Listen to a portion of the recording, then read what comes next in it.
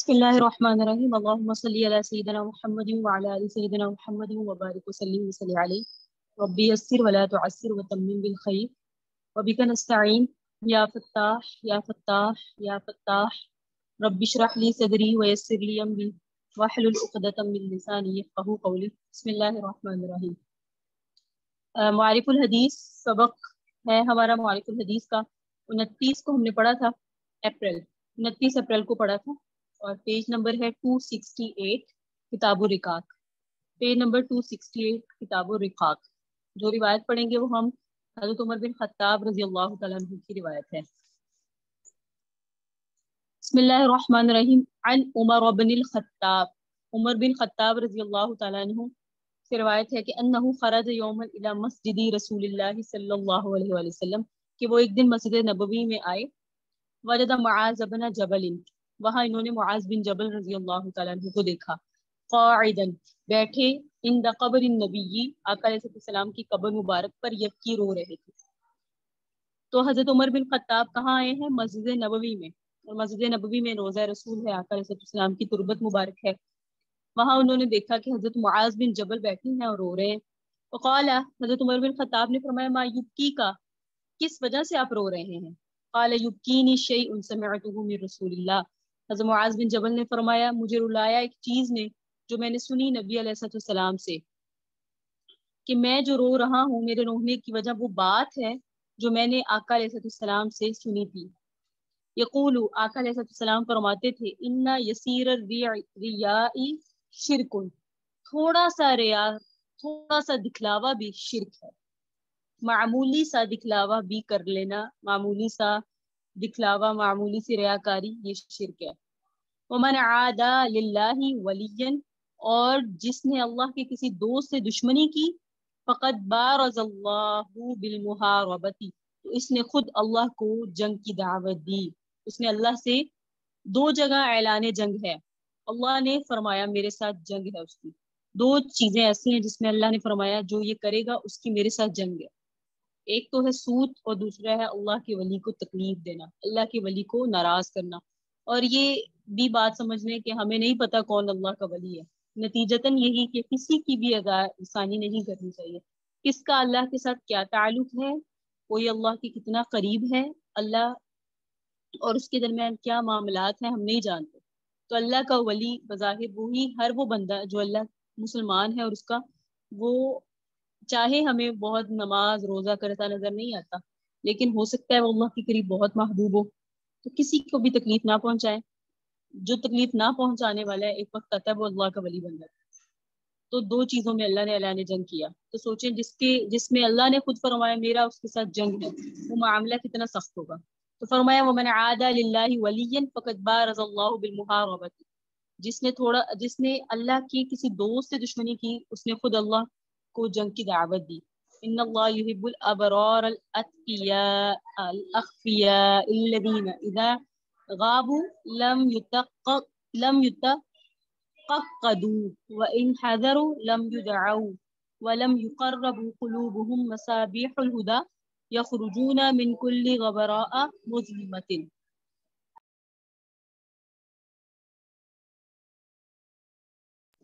فرمایا ان اللہ بے شک اللہ یحب محبت فرماتے ہیں الابرار متقی لوگوں سے ابرار کا مطلب ہوتا ہے نیکوکار اتقیا متقی اخفیا چھپا ہوا سبحان اللہ کی محبت کن کے لیے ہے نیک ہو ایک بات نمبر 2 متقی ہو اور نمبر 3 چھپا ہوا ہو چھپا ہوا سے مراد ہے اس کی جو باطنی معاملات ہیں یا اس کو جو کچھ اللہ نے اس پر ظاہر کیا ہے وہ بھی وہ علی اعلان لوگوں کو بتاتا نہ پھرے تو یہ اس سے سمجھ آئی یہ اللہ کا ولی جو کیا ہو ابرا نیکوکار ہو اتقیا متقی ہو اخفیا چھپا ہوا ہو الذین اذا غابوا لم یتققدوا جب غائب ہو تو لوگ اس کو تلاش نہ کر سکیں اذا حضروا لم يدعوا اور حاضر ہو تو کوئی ان کو دعوت دے کر اپنے پاس نہ بلائے ولم يقربوا قلوبهم اور ان کے دل ہدایت کے روشن چراغ ہیں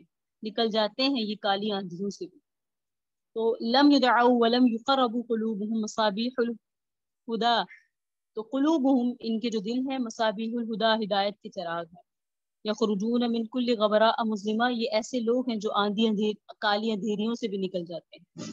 یعنی اتنے اللہ رب العزت کے قریب ہیں، اتنے متقی ہیں، اتنے ولی ہیں اللہ کے. کیسے کیسے حالات آ جاتے ہیں، کالی آندیاں ہیں لیکن یہ اس سے ان جیسے فتنوں سے بھی خاموشی کے ساتھ گزر جاتے ہیں، وہ ان پر اثر نہیں کرتے. صاحب مصنف جو ہے منظور احمد نعمانی، محمد منظور نعمانی رحمہ اللہ، انہوں نے اس کی کیا تشریح کی ہے وہ پڑھتے ہیں. تو یہ اس بات سے حضرت معاذ رو رہے تھے بیٹھے. تو سب سے رلانے والی چیز ہے ریاکاری، وہ چیز جو شرک ہے، دکھلاوا. شرک کیسے ہے؟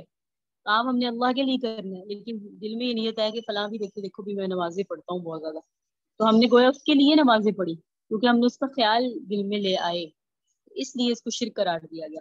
تشریح سنیں حضرت معاذ رضی اللہ تعالیٰ عنہ کی حدیث جس کو یاد کر کے وہ رو رہے تھے، وہ چند اجزاء پر مشتمل ہے، یعنی اس میں کچھ پوائنٹس ہیں، وہ پوائنٹس سمجھ لیں. پہلی بات یہ تھی کہ نبی علیہ السلام نے فرمایا تھوڑا سا ریا بھی شرک ہے. در حقیقت تنہا یہی بات ان بندوں کو رلانے کے لیے کافی ہے جن کے دلوں میں خدا کا خوف ہو اور وہ شرک کی شناعت اور قباحت کو بھی جانتے ہو، کیونکہ خفی اور باریک قسم کے ریاض سے بچنا ان بندوں کے لیے بھی بہت مشکل ہے، اس سے بچنے کی فکر اور کوشش بھی کرتے ہیں. ریاض کاری دوبارہ بتا رہی ہوں،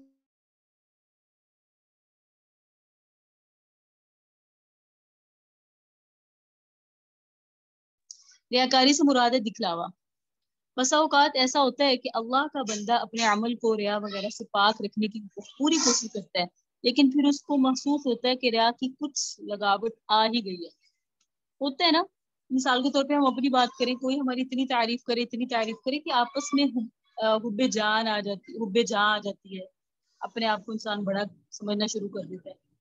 تو یہ آ جانا کوئی بری بات نہیں ہے، وسوسہ آنا، حب جاں آنا، ریاکاری آنا، یہ کوئی بری بات نہیں ہے. یہ تو ولیوں کو یا نبیوں کو نہیں آتی، ہم انسان ہیں ہمیں تو آئے گی. بات یہ ہے اس کو بڑھوتری دینا، بڑھاتے رہنا اور اس کو روکنا نہیں اور اسی میں انسان منہمک ہو جائے، یہ برا ہے. تو عارفین کا یہ عام حال ہے. عارفین کا مطلب ہوتا ہے اللہ کو پہچاننے والے. ان کا یہ عام حال ہے کہ وہ عمل کرتے ہیں اور بعد میں یہ محسوس کر کے روتے ہیں کہ جس اخلاص کے ساتھ عمل ہونا چاہیے وہ نصیب نہیں ہوا. اللہ پاک ہمیں ایسے عارفین میں شامل کرے کہ ہمیں اپنا عمل کرنے کے بعد رونا آئے، پتہ نہیں اللہ نے قبول کیا یا نہیں کیا، پتہ نہیں ہماری باتیں، ہمارے عمل. دیکھیں مسکین ہے وہ شخص، تھوڑی دیر کے لیے ہم سوچیں، ہم نے بڑی محنت کی ہو، کوئی کام کیا ہو اور پھر اس کے بعد پتہ چلے کہ وہ کام کا جو جس مقصد کے لیے کیا گیا تھا وہ تو ہوا ہی نہیں. بڑی محنت پہ رونا آتا ہے کہ ہم نے اتنی محنت بھی کی اور مقصد بھی حاصل نہیں ہوا. ہم اپنی زندگیوں میں اللہ کو راضی کرنے میں گزار دیں اور آخر میں ہمیں یہ پتہ چلے کہ وہ جو تم نے عمل کیا تھا نا اس میں تم نے دکھلاوا پیدا کر لیا، ریاکاری کر لی، دوسرے کے لیے کیا، تو اس پر عمل نہیں ملا. ہاں دنیا میں تم شہرت چاہتے تھے، واہ چاہتے تھے، وہ مل گئی، وہ کافی ہے. اب دنیا میں مل گیا، آخرت میں کچھ نہیں ہے. کتنا بڑا خسارہ ہوگا ایسے شخص کے لیے. اللہ ہم سب کو محفوظ فرمائے. اللہ ہمیں اپنی نیتوں میں اخلاص، اپنے جذبات میں صداقت عطا فرمائے. اگر بروز محشر یہ اعلان ہو گیا کہ قبول نہیں ہے ہمارا تو بہت برا حال ہوگا. اس کی وجہ یہ ہے کہ اس کے بعد تو دنیا میں واپسی نہیں ہے. حضرت معاذ رضی اللہ تعالیٰ عنہ کے اس رونے میں بھی اس احساس کو دخل تھا. حضرت معاذ کا بیان ہے کہ ریا کے متعلق اس انتباہ کے بعد نبی علیہ السلام نے دوسری مرتبہ تنبیہ یہ فرمائی تھی کہ جن بندوں کا اللہ سے خاص تعلق ہو ان کے بارے میں بہت محتاط رہنا چاہیے.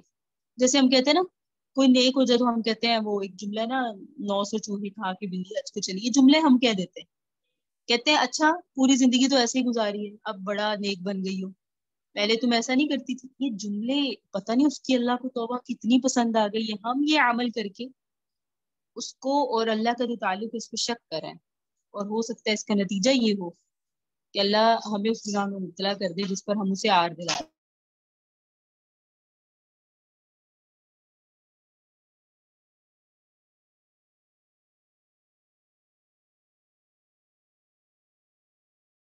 اس لیے ان چیزوں سے خاص طور پہ بچنے کا حکم ہے. اللہ رب العزت ہم سب کو محفوظ فرمائے.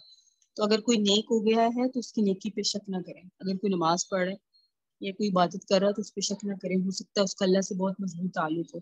کسی نے توبہ کر لی ہے، ہمارا عموماً دیکھنے میں آتا ہے کوئی ایکٹریس یا ایکٹر کوئی توبہ کر لے تو ہم کہتے ہیں بڑا اب توبہ کر لی اور بڑی حج ہو رہے ہیں، بڑے عمرے ہو رہے ہیں. پتہ نہیں اللہ کو کتنی پسند آ گیا ان کا یہ عمل. اللہ نے ان کو کتنا اپنے قریب کر لیا کوئی نہیں جانتا. اور وہ جو چنے جاتے ہیں نا وہ پھر ہم سے آگے نکل جاتے ہیں. عموماً دیکھا ہے کہ جو نن مسلم مسلمان ہوتے ہیں نا، کوئی غیر مسلم جب مسلمان ہوتا ہے تو ہوتا یہ ہے کہ اس کے مسلمان ہونے کے بعد عموماً بہت آر دلائی جاتی ہے، ساری زندگی ایسے کیا ویسے کیا. لیکن ہوتا ہے کہ اس کا ایمان لانا ہم سے بہتر اس لیے ہو جاتا ہے کہ وہ بڑی تڑپ رکھتے ہیں، بڑی محبت رکھتے ہیں، اور بڑی دل سے ان کا ایمان بڑا ہمارے مقابلے میں مضبوط ہوتا ہے. جب ایمان ہمارے مقابلے میں مضبوط ہوتا ہے تو پھر ہم انہیں آگ کیوں دلائیں؟ اللہ کا تعلق، اللہ کا معاملہ ہے. میں اکثر سوچتی ہوں ہم کہہ رہے ہوتے ہیں آپ کی تو نماز ہی نہیں قبول ہوئی، آپ نے کیسے پڑھ لی. کچھ معاملے ہم اللہ پہ بھی چھوڑیں، جو اللہ کے معاملے ہیں اس میں ہم دخل اندازی کیوں کریں؟ اس کی پتہ نہیں معاملات، اس کی توبہ، اس کی آنسو، اس کی ندامت اللہ کو کتنی پسند ہے. تو یہ فرمایا کہ اللہ کے جو اللہ والے ہیں ان کو تکلیف مت دو.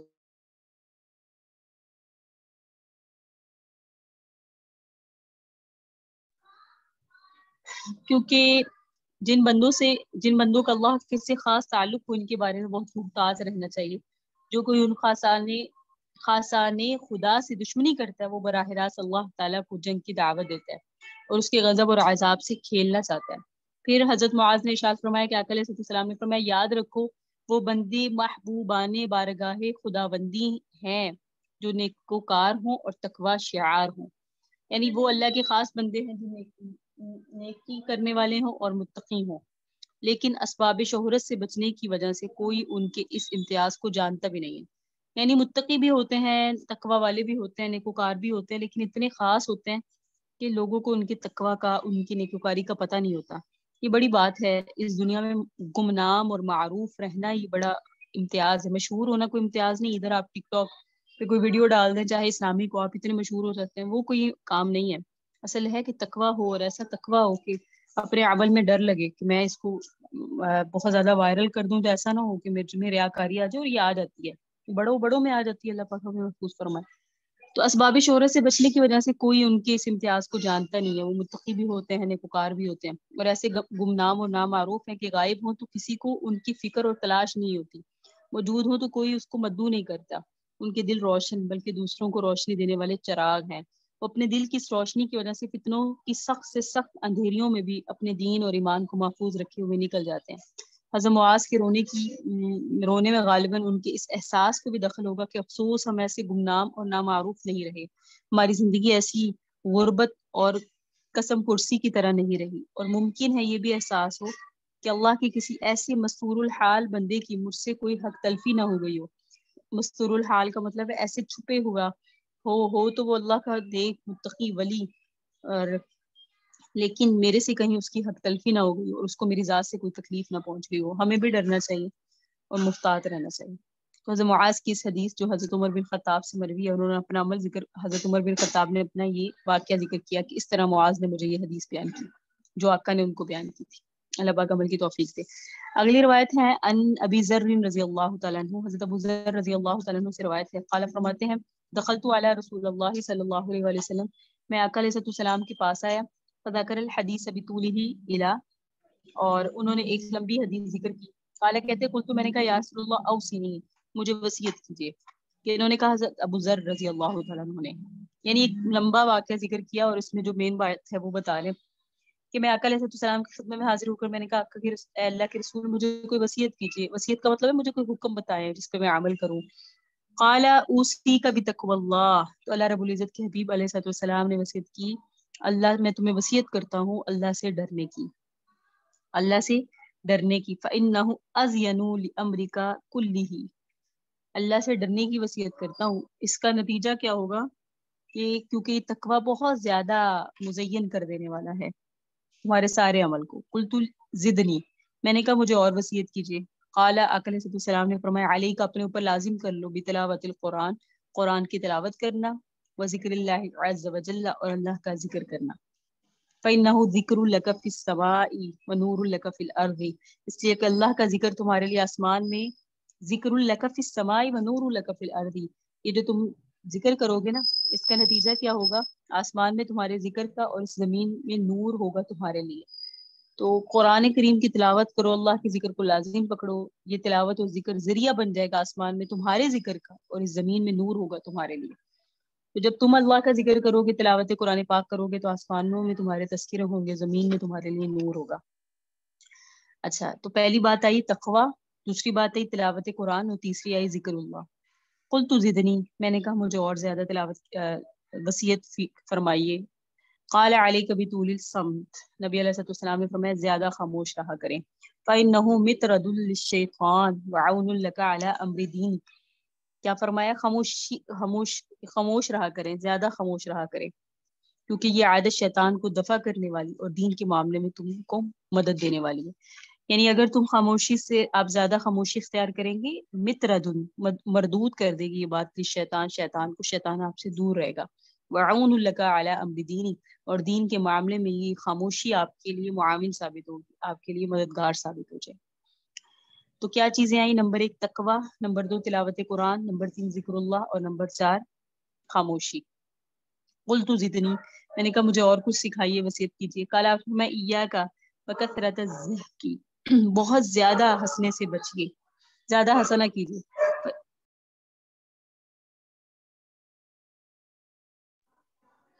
تو کثرت ضحک سے بچیے، فإنہ یمیت القلب، کیونکہ بہت ہنسی جانا، بے بنیاد ہنسنا، بے وجہ ہنسنا، یمیت القلب، دل کو مردہ کر دیتا ہے۔ وَيَذْهَبُ بِنُورِ الْوَجْهِ، اور چہرے کا نور چلا جاتا ہے، اللہ، چہرے کا نور چلا جاتا ہے، چہرہ بے رونق ہو جاتا ہے ایسے کا جو کثرت ضحک کرتا ہے، بہت ہنستا ہے۔ قلت زدنی، میں نے کہا اچھا کون کون سی چیزیں آ گئی؟ تقوی، تلاوت قرآن، ذکر اللہ، ٹھیک ہے، اور خاموشی، اور پانچویں چیز آ گئی کم ہنسنا۔ میں نے کہا مجھے اور وصیت کیجیے۔ قال آپ نے فرمایا قل الحق وان کان مر، حق بات کہنی ہے اگرچہ کڑوی ہو، اپنے کو ہی کہنی پڑے، اپنی اولاد کو کہنی پڑے، اپنے گھر بار میں اپنے رشتے داروں کو کہنی پڑے، چاہے اپنے والوں کا نقصان ہو رہا ہو، لیکن حق سے نہیں پھرنا، ہمیشہ حق بات کہنی۔ قلت زدنی، میں نے کہا مجھے اور سکھائیے، مجھے اور وصیت کیجیے۔ قال آپ نے فرمایا لا تخف فی اللہ لومۃ لائم، کسی ملامت کرنے والے کی ملامت سے مت ڈرنا۔ یعنی حق بات کہنی ہے نا، تو کوئی ملامت کرتا ہے کہ اچھا آپ نے یہ کام کیا تو یہ ہو جائے گا، یہ کیا تو وہ ہو جائے گا، دنیاوی نقصان ہوگا، یہ ہوگا وہ ہوگا، تو اس کی ملامت سے مت ڈرو، کام کرنے سے مت ڈرو، بلکہ کہو، اور حق بات کہو، حق کام کرو۔ تقوی ایک بات آ گئی، تقوی دوسری بات آ گئی تلاوت قرآن، تیسری بات آ گئی ذکر اللہ، چوتھی بات آ گئی طول الصمت، خاموشی، پانچویں بات آ گئی کثرت ضحک سے بچنا ہے، زیادہ ہنسنے سے بچنا ہے، اور چھٹی بات آ گئی کہ کسی ملامت کرنے والے کی ملامت سے نہیں ڈرنا۔ قلت زدنی، میں نے کہا اور، قال آپ نے فرمایا لیحجزک عن الناس ما لم تعلموا من نفسک، اپنی تم جو کچھ اپنے نفس اور اپنی ذات کے بارے میں جانتے ہو، چاہیے کہ وہ تم کو باز رکھے دوسروں کے عیبوں کے پیچھے پڑنے سے۔ یعنی دوسروں کے عیب کا محاسبہ مت کرو، اپنا محاسبہ کرو، اپنے ذات کو جانو، اپنے اوپر نظر رکھو، دوسروں کے اوپر نظر نہیں رکھو، یہ بڑی اہم بات ہے۔ ساری ہی باتیں ہمیں، لیکن کچھ چیزیں ایسی ہوتی ہیں جو دور حاضر میں زیادہ نقصان پہنچا رہی ہیں، تو دور حاضر میں جو چیزیں نقصان پہنچا رہی ہیں وہ ہے تجسس۔ تو دوسرا کیا کرتا ہے، کیا پہنتا ہے، کیا معاملات ہے، کیسے معاملات ہیں، یہ جو ٹو میں لگ جانا ہے یہ غلط ہے۔ تو یہ 7 پوائنٹ ہیں، اور آپ کو پتہ ہے تاک عدد، صحابی بھی خاموش ہو گیا، تاک عدد اتنے محبوب ہوتے ہیں۔ تو یہ 7 چیزیں ہیں، اس کا خلاصہ جو اس حدیث میں جو مصنف نے مولانا محمد منظور نعمانی رحمہ اللہ نے بیان کی، اس کی تشریح وہ پڑھتے ہیں۔ اس حدیث میں نبی علیہ السلام نے اپنی اکثری عادات مبارکہ کے مطابق سب سے پہلی وصیت ابو ذر غفاری رضی اللہ تعالیٰ عنہ کو تقوی کی فرمائی۔ ارشاد فرمایا تقوی تمہارے سارے کاموں کو بہت مزین اور راستہ کر دیتا ہے۔ سبحان اللہ، تقوی واقعی ایسی چیز ہے جس سے انسان اتنی انسان کی ذات خوبصورت بن جاتی ہے کہ لوگ اس کی طرف مائل ہوتے ہیں۔ ارشاد فرمایا تقوی تمہارے سارے کاموں کو مزین اور راستہ کر دے گا۔ اگر آدمی تقوی کو اپنا شعار بنا لے گا، شعار بمانا عادت بنا لے گا، تو اس کی ساری زندگی طاعت اور بندگی والی زندگی ہو جائے گی، اور اس کا ظاہر اور باطن سبھی راستہ ہو جائے گا۔ پھر آقا علیہ السلام نے تلاوت قرآن اور ذکر اللہ کی کثرت کی وصیت فرماتے ہوئے ارشاد فرمایا کہ اس کے نتیجے میں آسمانوں میں یعنی ملائے اعلیٰ میں عرشوں کے پاس تمہارا ذکر ہوگا۔ کتنی خوبصورت چیز ہے تلاوت قرآن اور ذکر اللہ۔ الحمدللہ تلاوت قرآن پاک بھی ہم کرتے ہیں اور ذکر اللہ بھی کرتے ہیں، اللہ کثرت توفیق عطا فرمائے اور ریاکاری سے محفوظ فرمائے۔ تو کیسی بات ہے کہ آسمانوں میں ذکر ہونا شروع ہو جائے گا اگر تلاوت قرآن ہوگا اور ذکر اللہ ہوگا۔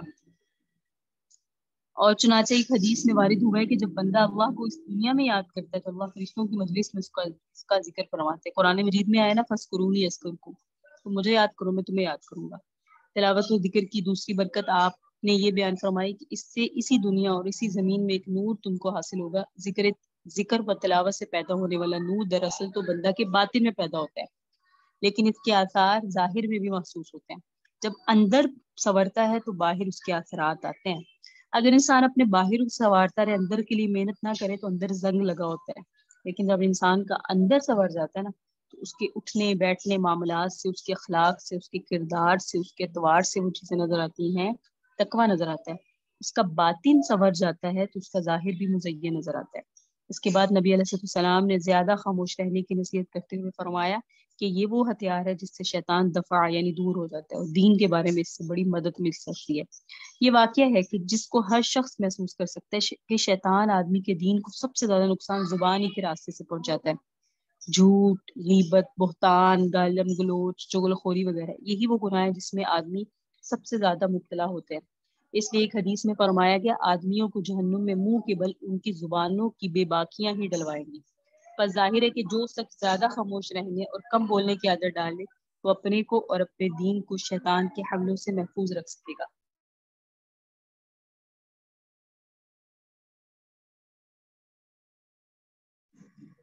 زیادہ خاموش رہنے کا مطلب یہ ہے کہ جس بات کی کرنے کی ضرورت نہ ہو، جس پر آخرت میں ثواب ملنے کی امید نہ ہو، اس سے زبان کو روکا جائے. یہ بڑی اہم بات ہے. ہم جو بھی بات کریں یہ سوچ لیں اس میں میرا دنیا کا فائدہ ہے یا آخرت کا فائدہ ہے. یہ دو پوائنٹس ہیں، دنیا کا فائدہ ہوگا یا آخرت کا ہوگا. اگر نہ اس سے ہمارا دنیا کا فائدہ نہ آخرت کا فائدہ تو پھر خاموشی بہتر ہے. یہ مطلب نہیں ہے کہ اچھی باتیں بھی نہ کی جائیں. کتاب الایمان میں یہ حدیث گزر چکی ہے کہ جو شخص اللہ پر یوم آخرت پر ایمان رکھتا ہے اسے چاہیے یا تو اچھی بات کرے یا خاموش رہے. اس کے بعد آقا علیہ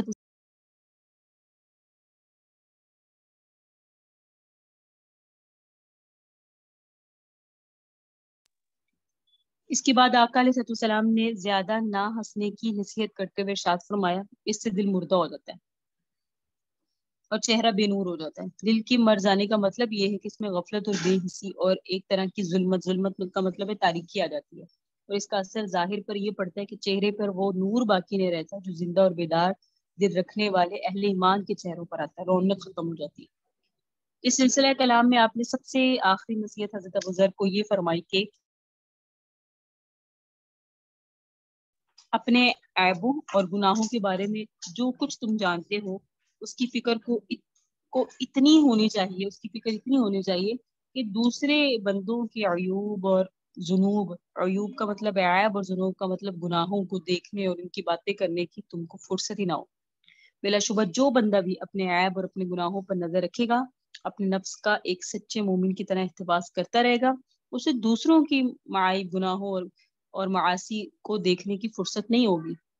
اپنے ہی کو سب سے زیادہ قصوروار گناہ گار سمجھے گا. حضرت عمر فرماتے تھے نا اگر کوئی دوزخ میں ایک جانے والا ہو اور سب جنتی ہو تو عمر کو لگتا ہے کہ وہ ایک عمر ہوگا جو جہنم میں جانے والا ہو.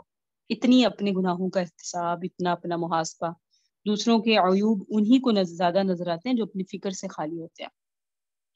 تو سب سے اہم چیز ہے، ساری ہی چیزیں اہم ہیں، اللہ پاک عمل کی توفیق دے، لیکن ہم سب پر عمل نہیں کر سکتی. تو صحابہ تھے جو فرما رہے زدنی، ہم تو ایک ہی کو پکڑ کر شاید اس پر عمل نہیں کر سکتے، ایک ہی پر کما حق ہو عمل نہیں کر سکتے.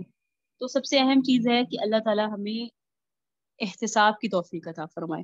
ہم اپنے دل کو سامنے رکھیں، اپنے معاملات کو دیکھیں. جب اپنے معاملات کو دیکھیں گے تو دوسروں کے معاملات دیکھنے کی فرصت نہیں ملے گی. اپنا محاسبہ کرتے رہیں، اپنے اعمال کو درست کرتے رہیں اور اپنی فکر کرتے رہیں. ہمارا مسئلہ آج کے دور میں یہ کہ ہر بندہ سوشل میڈیا پہ بیٹھ کے دوسرے کی اصلاح کر رہا ہے، اپنے آپ سے غافل ہے.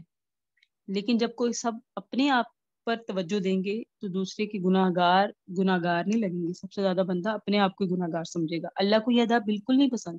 حضرت موسیٰ علیہ السلام کو کیوں سورہ کہف میں پڑھا ہے نا حضرت خضر تک سفر کروایا گیا، پوچھا گیا سب سے بہتر کون ہے، تو انہوں نے جواب اس وقت کے لحاظ سے صحیح کیا کہ انبیاء بہتر ہوتے ہیں. تو اس وقت کے لحاظ سے دیکھا جائے تو نبی میں سب سے بہتر ہوں. فرمایا گیا نہیں، اللہ کو آپ کی بات پسند نہیں آئے، اب آپ حضرت خضر کو تلاش کریں. اور ایسے سفر کروایا گیا انہیں. تو یہ اس میں ہمارے لیے کیا سبق ہے کہ اپنے آپ کو کوتاہ سمجھنا، خطا کار سمجھنا، سب سے زیادہ گناہ گار سمجھنا، قصوروار سمجھنا. ऐबों से भरपूर समझना। जब इंसान अपने आप को ऐब वाला समझता है, ऐबों पर नजर रखता है, तो दूसरों के ऐब नजर नहीं आते। अन मुआविया रज़ी अल्लाह तआला अन्हु, हज़रत मुआविया रज़ी अल्लाह तआला अन्हु से रिवायत है, अन्नहु कतब इला आयशा, उन्होंने सैयदा आयशा रज़ी अल्लाह तआला अन्हा को खत लिखा। कहा अनिक्तुबनी इलैया किताबन तुसीनी फीही, कि आप मुझे खत में कोई नसीहत फरमा दीजिए। वला तुक्सिरी, लेकिन बात बहुत ज्यादा मुख्तसर हो, बहुत कसरत वाली ना हो। यही बात जो मैंने अभी आपसे अर्ज की कि हम कम पर भी अमल कर ले, बड़ी बात है। ये हज़रत मुआविया है, हज़रत मुआविया रज़ी अल्लाह तआला अन्हु, हज़रत उम्मे हबीबा के भाई, खालुल मुमिनीन वल मुमिनात, मेरे और आपके मामू।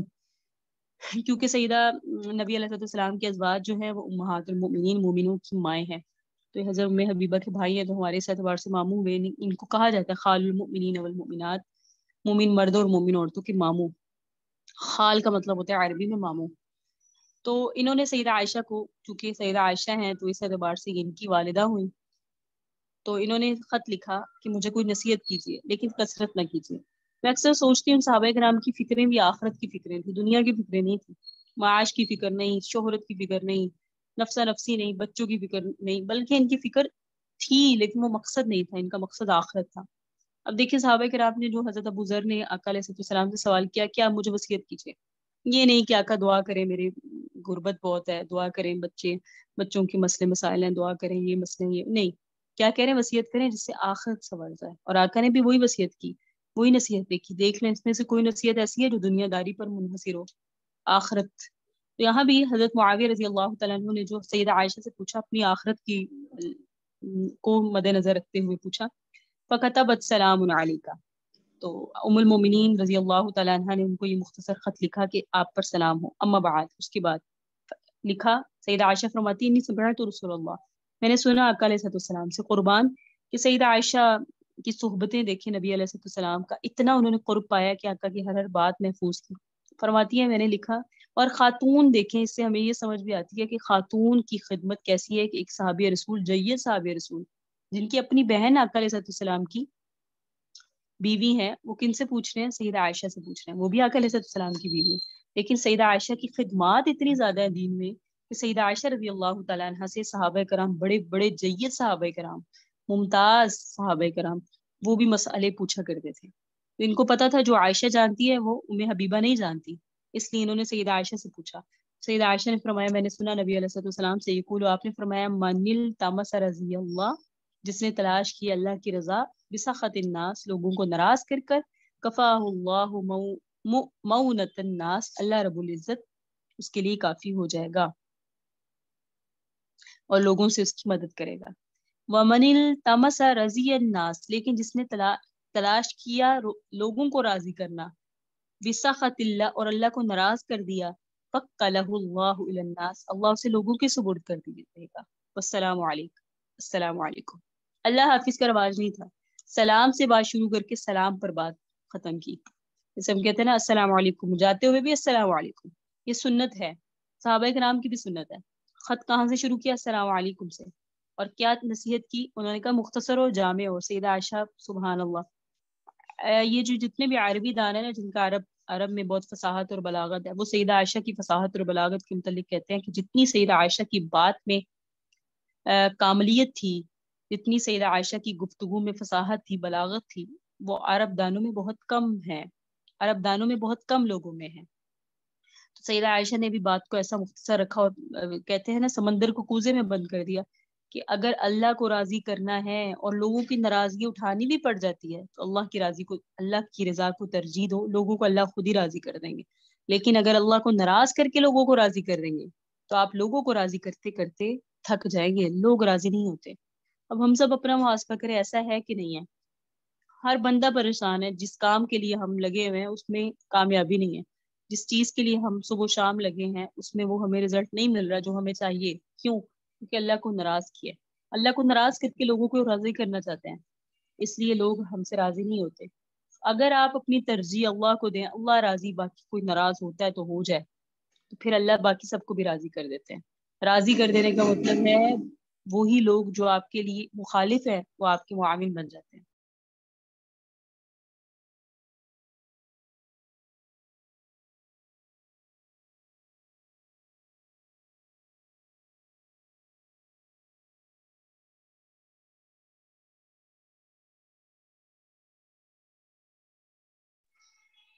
سبحان اللہ. اس کی تشریح پڑھیں. اس دنیا میں رہنے والے انسانوں اور خاص کر وسیع تعلقات اور وسیع ذمہ داریاں رکھنے والے لوگوں کو، ہم اپنی ذاتی بات کریں تو ایسا ہی ہے نا، ہم سب سوشل ہیں آج کے دور میں. ہمارے ارد گرد اتنے سارے لوگ ہوتے ہیں.